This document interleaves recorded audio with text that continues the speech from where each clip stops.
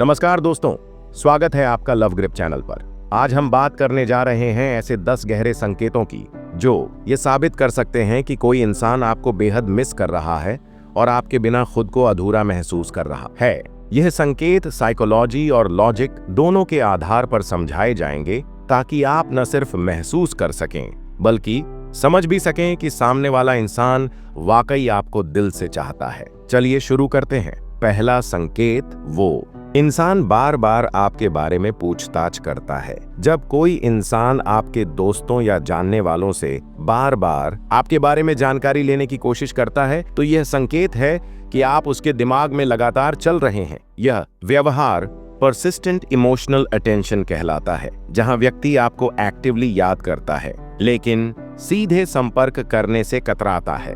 दूसरा संकेत, वो इंसान आपके साथ बिताए पलों को दोहराता है। अगर वो व्यक्ति बार बार आपके साथ बिताए गए पुराने पलों को याद करता है या उन पर बात करता है तो यह एक गहरा भावनात्मक संकेत है। साइकोलॉजी में इसे इमोशनली सिग्निफिकेंट मेमोरी रिकॉल कहा जाता है, यानी वो पल जो हमारे दिल के सबसे करीब होते हैं बार बार याद आते हैं। तीसरा संकेत, वो आपकी सोशल मीडिया एक्टिविटी पर बहुत ध्यान देता है। अगर वो इंसान आपके हर स्टेटस, पोस्ट, स्टोरी या कमेंट पर रिएक्ट करता है तो ये दर्शाता है कि वो वर्चुअली आपके साथ जुड़ने की कोशिश कर रहा है। यह बिहेवियर डिजिटल प्रॉक्सिमिटी सीकिंग कहलाता है, जो दर्शाता है कि व्यक्ति शारीरिक दूरी होने पर भी मानसिक रूप से जुड़ना चाहता है। चौथा संकेत, वो सपनों में आपको देखता है या उसके सपनों में आप आते हैं। अगर कोई व्यक्ति बार बार कहता है कि उसने आपको सपने में देखा तो इसका मतलब है कि आपका चेहरा, आपकी बातें उसके अवचेतन मन में बसी हुई हैं। साइकोलॉजिकल रूप से जब किसी को बहुत ज्यादा मिस किया जाता है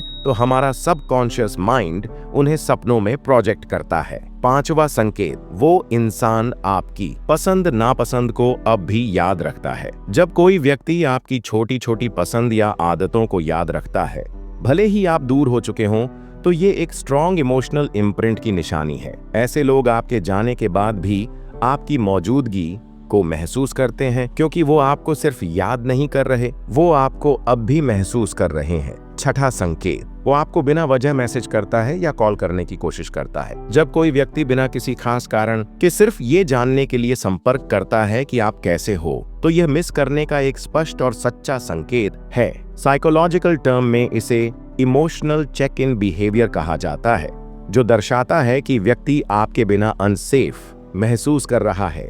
सातवां संकेत, वो अपने आसपास आपकी झलक ढूंढता है। अगर वो कहता है कि उसे कहीं कुछ देखकर आपकी याद आ गई या कोई गाना, जगह या खुशबू उसे आपकी याद दिलाती है तो समझिए कि आप उसके दिल में बहुत गहराई तक बसे हुए हैं। यह एक क्लासिक एसोसिएशन मेमोरी रिस्पॉन्स है जो यह दर्शाता है कि आप उसके जीवन के हर हिस्से से जुड़ चुके हो। आठवां संकेत, वो खुद को बदलने की कोशिश कर रहा है जैसा आप चाहते थे।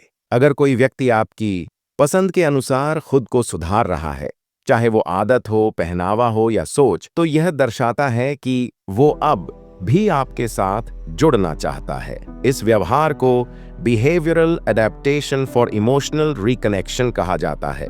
नौवां संकेत, वो आपको सपोर्ट करता है भले ही आप संपर्क में न हो। अगर वो आपकी तरक्की या तकलीफों में चुपचाप आपके साथ खड़ा होता है, चाहे आपको पता चले या न चले, तो यह बेहद गहरा लगाव है। ऐसे लोग अपने जज्बात जाहिर नहीं करते, लेकिन उनका हर कदम आपके लिए होता है। यह साइलेंट इमोशनल लॉयल्टी कहलाता है। 10वां संकेत, वो किसी भी तरह से आपको भूल नहीं पाता। अगर बहुत समय बीत जाने के बाद भी वो इंसान आपको अब भी उतनी ही इंटेंसिटी से याद करता है तो इसका मतलब है कि आप उसकी जिंदगी का ऐसा हिस्सा बन चुके हैं जिसे वो छोड़ना नहीं चाहता। साइकोलॉजिकल रिसर्च कहती है कि जब कोई रिश्ता इनकम्प्लीट क्लोजर के साथ खत्म होता है तो व्यक्ति लंबे समय तक इमोशनल होल्ड में रहता है। तो दोस्तों, ये थे 10 ऐसे साइकोलॉजिकल और लॉजिकल संकेत जो ये साबित कर सकते हैं कि कोई इंसान आपको हद से ज्यादा मिस कर रहा है और आपके बिना अधूरा महसूस कर रहा है।